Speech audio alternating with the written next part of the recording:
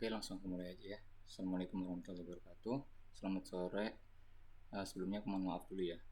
Tadi aku masih ada urusan di kafe dan sekarang baru pulang.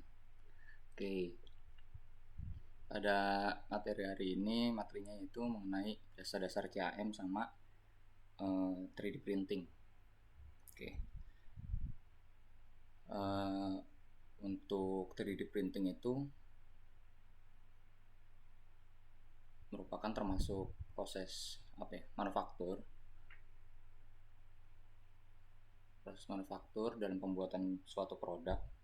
Nama lain dari proses 3D printing itu namanya additive manufacturing atau additive manufaktur. Contohnya itu kayak ada di mata kuliah pilihan bidang manufaktur di S1 Teknik Mesin UNED ya. Bisa kalian lihat juga di situ ada mata kuliah additive manufaktur, dan nanti di mata kuliah tersebut kalian akan mempelajari lebih mendalam lagi mengenai 3D printing. Kemungkinan besar output akhirnya dari mata kuliah tersebut ya mungkin merancang mesin 3D printing atau membuat suatu produk dari 3D printing. Oke. Sekarang dasar CAM-nya dulu ya. Untuk CAM itu Computer Aided Manufacturing. Di bidang desain ini kan ada 3 bidang ya. CAD, CAM, sama CAE. CAD itu untuk mendesain, CAE untuk menganalisis, dan CAM ini untuk ketika proses mensimulasikan produksi suatu produk. Nah kayak gitu. CAM. Cuma di sini kita lebih berfokus pada software ya. Software CAM. Untuk CAM sendiri itu ada 2 metode. Yang pertama itu metode penambahan seperti 3D printing ini, atau metode pengurangan seperti pada proses pemesinan CNC. Untuk yang CNC-nya dulu ya. Untuk yang proses pengurangan atau proses CNC kan merupakan computer numerical control. Nah itu mungkin nanti bisa kalian cek-cek lagi mengenai CNC. Untuk CNC ini sama halnya seperti jalan prosesnya dari mesin bubut sama mesin milling, cuma bedanya di mesin ketika ada kata CNC-nya baik di bubut ataupun di milling, nah itu berarti ada yang ditambahkan dari sistemnya, yaitu ditambahkan proses atau ditambahkannya komputer untuk menginput program. Oke. Dan nanti pergerakan dari mata pahatnya si bubut sama si milling ini kita gerakkan melalui program yang sudah kita program, dan programnya itu dihasilkan oleh software seperti Mastercam, Fusion, terus apa lagi ya sejenisnya lah. Untuk CNC itu metode pembentukan produk dengan cara mengurangi atau subtraktif pada sisi-sisi si produk hingga menjadi benda jadi kayak gitu. Itu konsepan dari mesin CNC. Terus untuk konsepan dari mesin 3D printing ini kan yang aku bilang tadi, metodenya itu dengan menambahkan. Apa sih yang ditambahkan? Yang ditambahkan itu kayak bayangannya itu kayak kalian membuat kue lapis kayak gitu. Nah di kue lapis itu kan pada awalnya hanya tersedia bahan-bahannya aja sama wadahnya aja. Setelah itu bahan-bahannya itu kalian masukkan loyang layer per layer.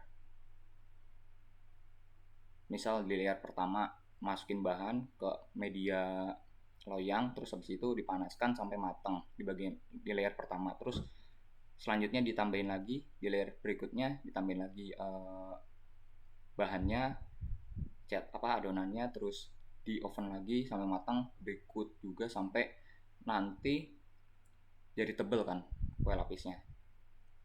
Nah, itu sama halnya dengan konsep dari 3D printing. 3D printing itu hanya tersedia bahannya itu filamen. Seperti ini filamennya. Sebentar.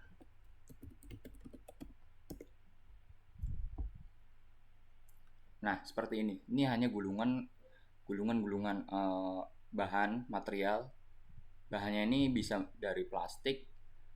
Jenis-jenis plastik kan juga ada banyak ya, ada PLA, PETG, dan berbagai macam lainnya.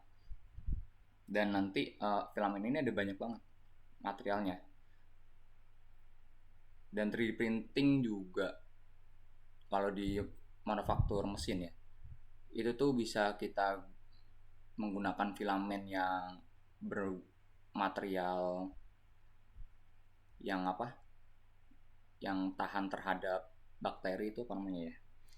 Antibakterial gitulah materialnya. Nah, nanti kalian bisa membuat produk menggunakan mesin 3D printing dengan filamen tersebut. Nanti hasil produknya bisa kalian gunakan atau bisa kalian aplikasikan ke tubuh manusia.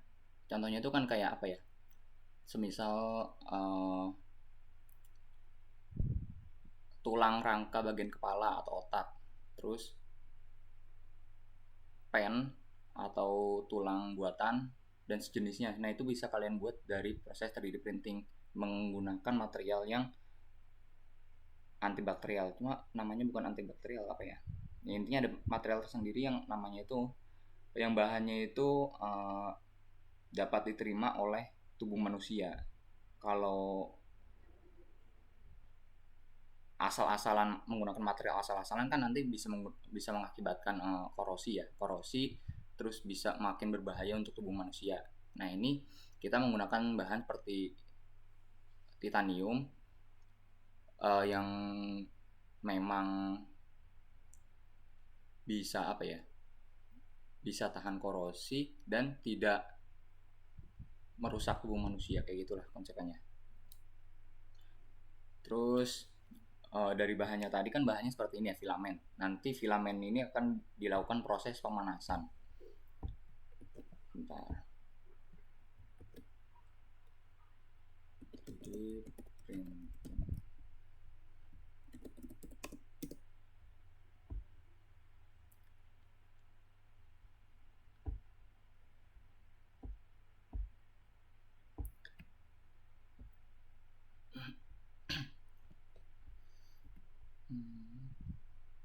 Nah, seperti ini. Ya, konsepnya hampir sama dengan konsepan membuat roti lapis. Kita sediakan bahannya itu filamen. Gulungan filamen itu akan kita panaskan di dalam nozzle. Di dalam nozzle ini kita panaskan. Habis itu ketika filamen udah mencapai suhu lelehnya, nanti bisa kita operasikan. Dan mengoperasikannya itu juga melalui medianya itu printer bed. Printer bed ini juga harus mencapai suhu tertentu. Jadi yang harus mencapai suhu tertentu itu bednya ini sama si nozzle-nya ini. Kalau si nozzle-nya ini berfungsi untuk melelehkan si filamen, kalau si bed printernya ini untuk apa ya? Untuk merekatkan antara filamen yang dikeluarkan sama cairan filamen yang dikeluarkan sama nozzle, dan nanti kan akan diterima oleh printer bed ini. Nah, kalau ininya nggak panas, nanti nggak nempel di bagian printer bed. Nah, kalau nggak nempel, akibatnya apa? Akibatnya di layer-layer berikutnya itu langsung apa ya? Langsung ambles gitu loh, karena adanya pergerakan. Yang bergerak itu nggak hanya nozzle-nya aja, tetapi bednya juga bergerak. Jadi hampir sama halnya kayak mesin CNC 3 aksis kali ya. X, Y, Z. Iya betul, 3 aksis. Pergerakannya itu kanan kiri, maju mundur, atas bawah. Cuma yang atas bawahnya ini nozzle-nya. printernya itu cuma kanan kiri. Oh iya, printernya itu pergerakannya XY, nozzle-nya ini XYZ. Jadi bisa kanan kiri sama atas bawah khusus nozzle-nya. Jadi prosesnya itu layer per layer ya. Layer per layer, nanti modelnya itu kayak ditumpuk gitu. Modelnya tuh kayak ditumpuk, habis itu sampai akhir program, sampai udah menjadi bentuk produk yang kita inginkan sesuai programnya, habis itu jadi deh bendanya kayak gitu. Oh iya, kenapa aku ajarin mengenai 3D printing padahal kita kan anak desain ya? Soalnya kemarin itu agak kebingungan. Soalnya kita tuh anak desain tuh masih kurang paham mengenai 3D printing. Desain produknya kan di kita. Nah, ketika anak-anak lain berfokus pada bengkel, berfokus pada langsung ke mobil dan sebagainya, nah yang handle 3D printing tuh nggak ada kemarin. Jadi kita anak desain itu tuh kemarin apa ya, belajar dari nol banget mengenai 3D printing. Habis itu mulai dari pembuatan program yang udah kalian lakukan kemarin itu kan kurang ramah sama Eka ya, nggak apa-apa, nanti malam ininya deadline-nya.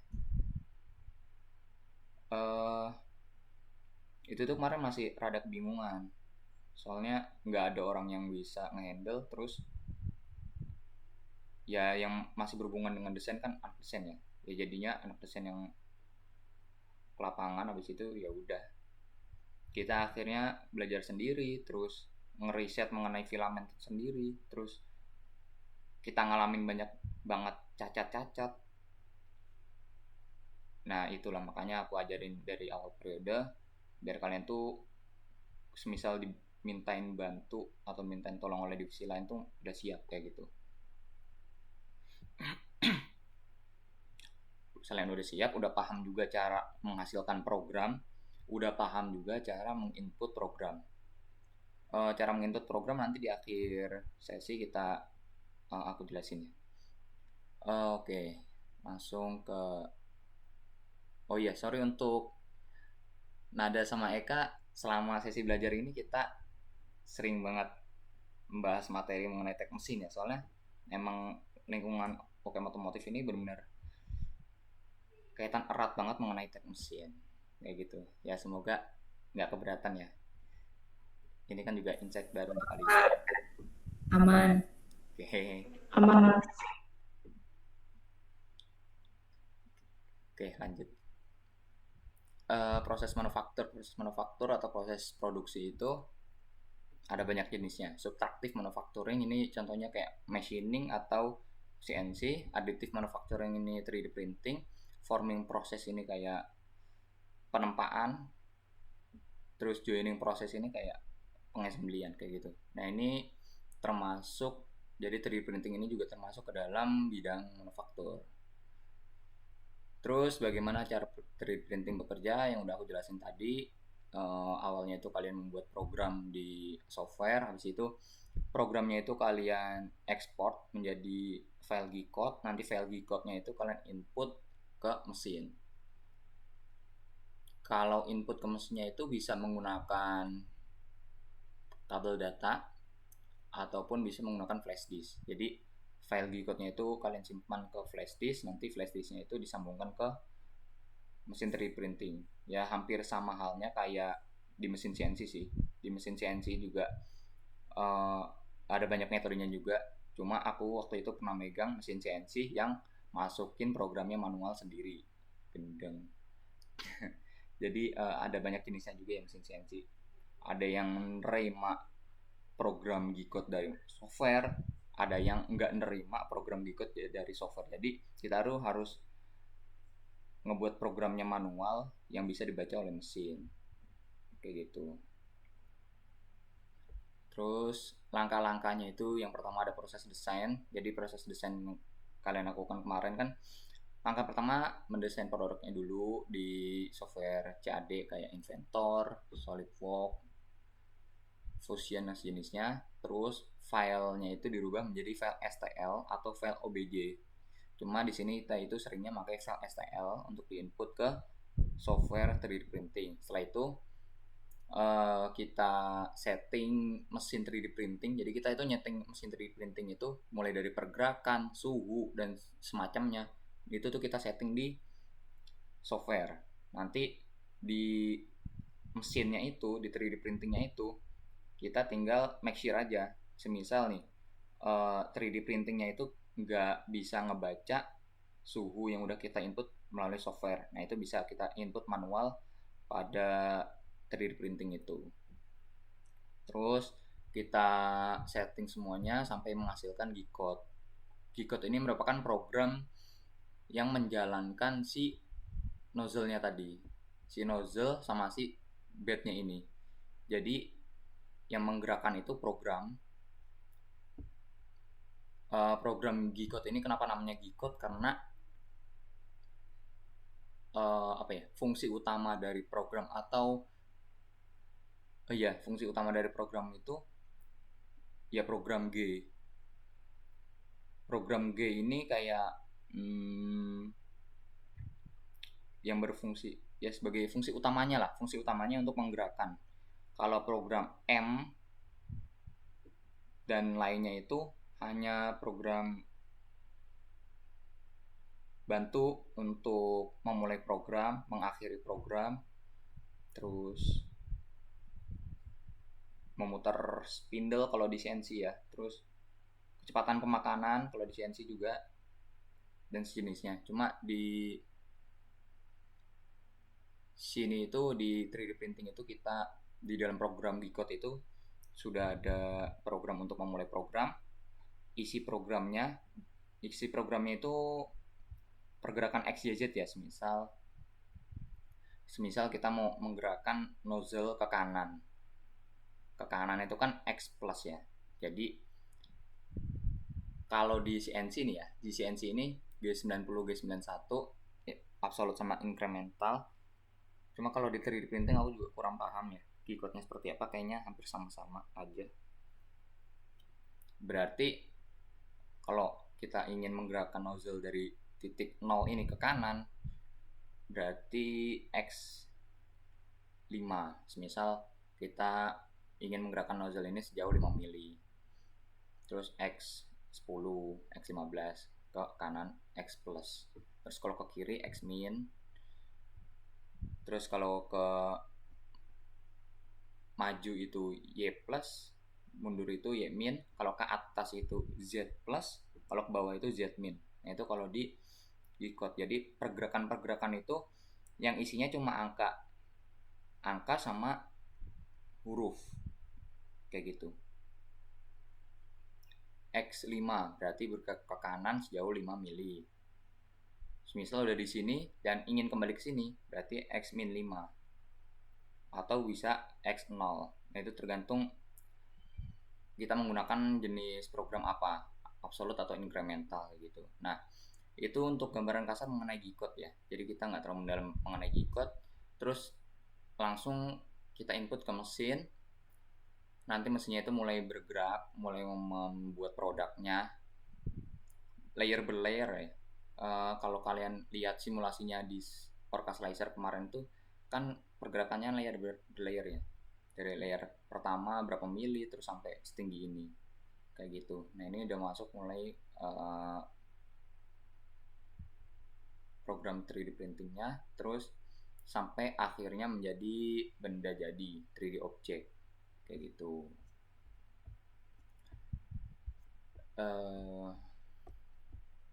Nah jadi gini, ini yang terjadi di dalam pemanas atau di dalam nozzle-nya.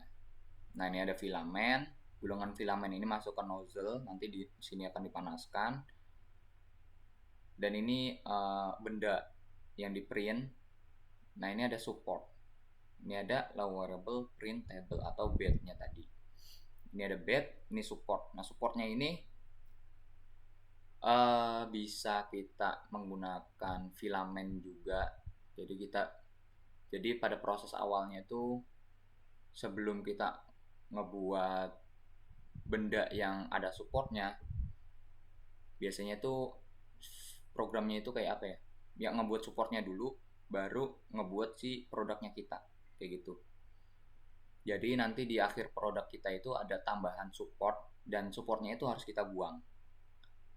Karena itu support itu kayak apa ya? Ya mensupport ketika kita membuat produk yang tinggi ke atas deh, tinggi ke atas dan tidak ada yang menopang. Nah itu kan kalau yang udah aku bilang tadi, kalau bed bergerak ke sana ke sini, terus si nozzle juga bergerak ke sana ke sini, kan otomatis kayak apa ya? Kayak ketublek lah, kayak jatuh lah si produknya ini. Produk yang udah kita print dari awal. Nah itu kalau nggak pakai support bisa-bisa rubuh kayak gitu. Dan support ini ada banyak macamnya ya. Ada bentuk tree, pohon, terus ada bentuk kotak dan jenisnya gitu.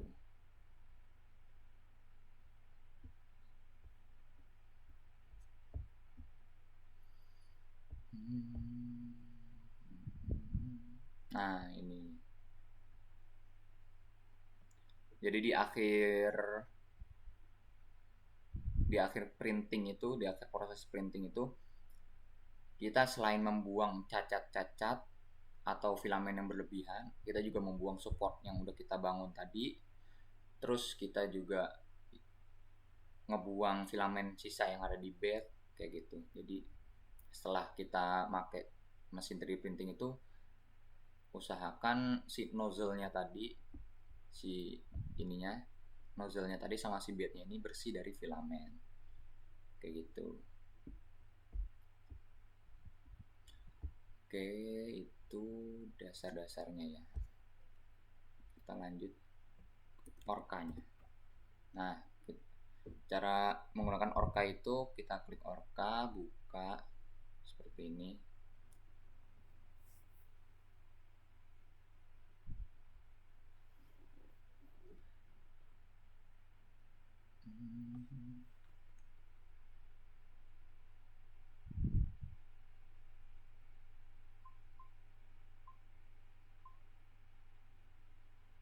Oke, selanjutnya itu kita new project ini. Nah, di sini kita sesuaikan mau menggunakan printer jenis apa. Kalau yang kemarin itu punyanya Pak Anton itu mesinnya itu mereknya Creality. Kalau yang di UKM Robotika dia juga punya mesin 3D printing, nah itu mereknya Bambu Lab. Nah ini Bambu Lab.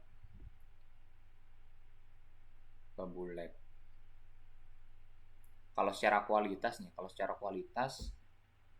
Bambu Lab lebih baik dibanding Creality.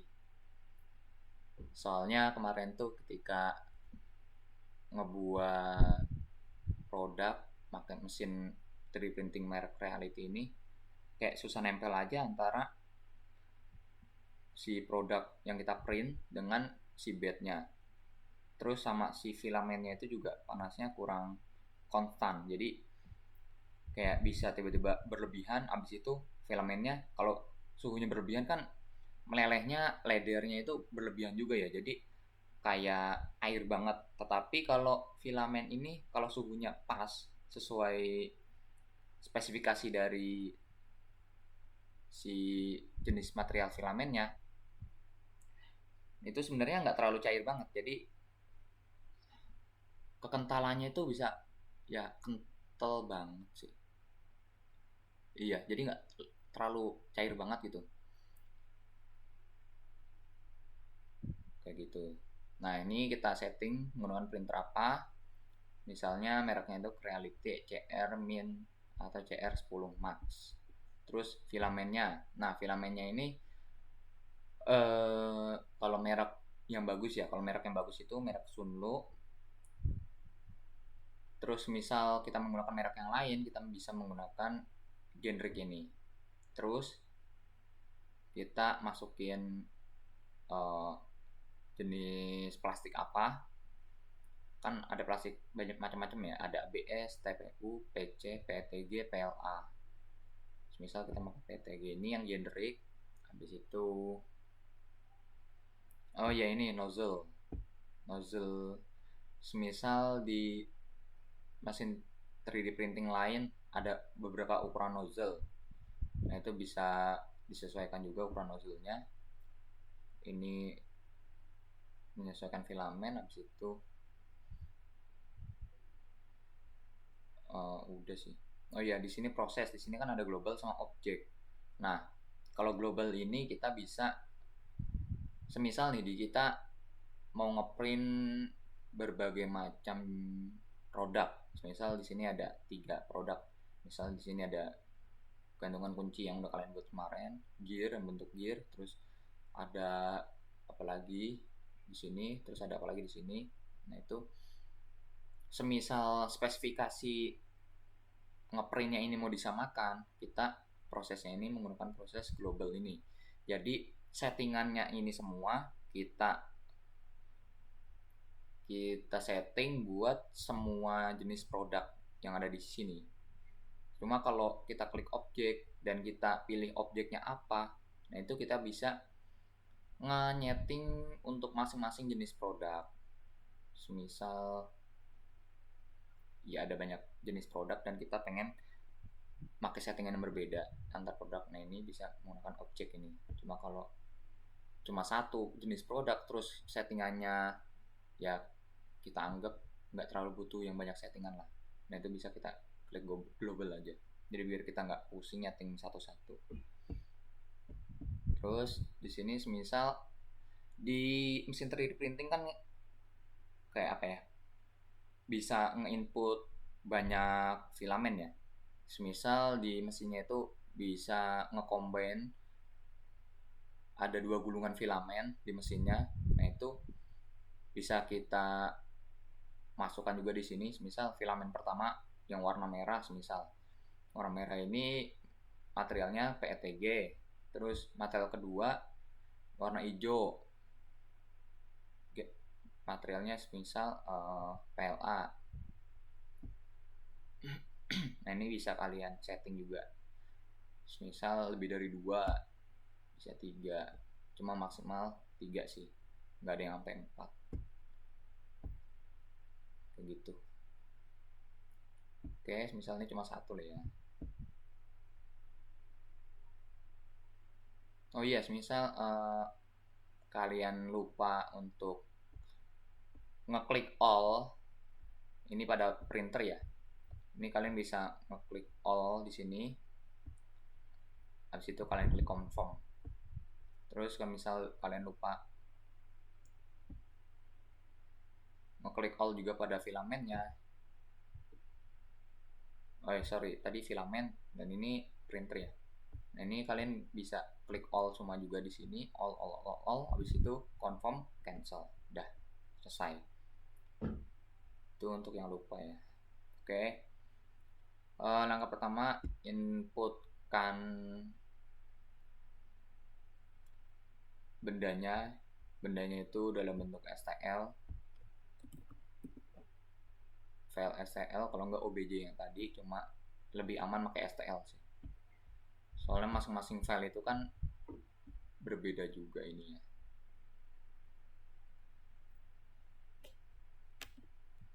Berbeda kedetailannya.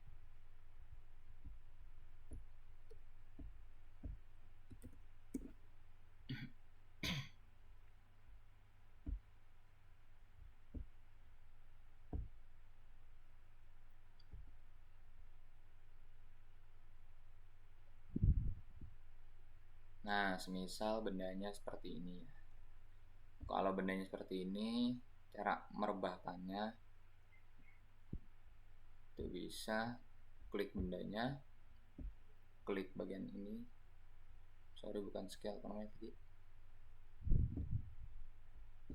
Rotate. Nah, kalian bisa puter-puter.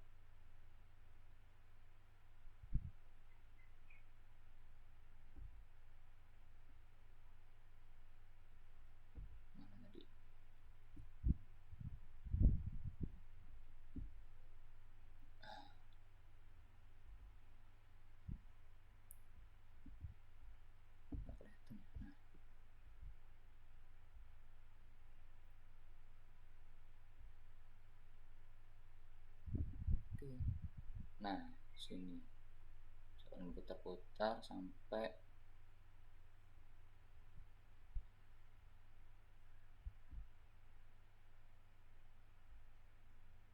rebah.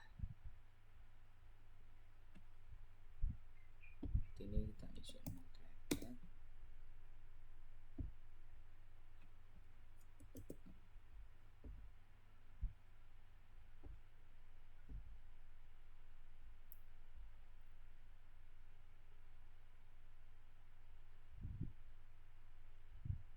Oke.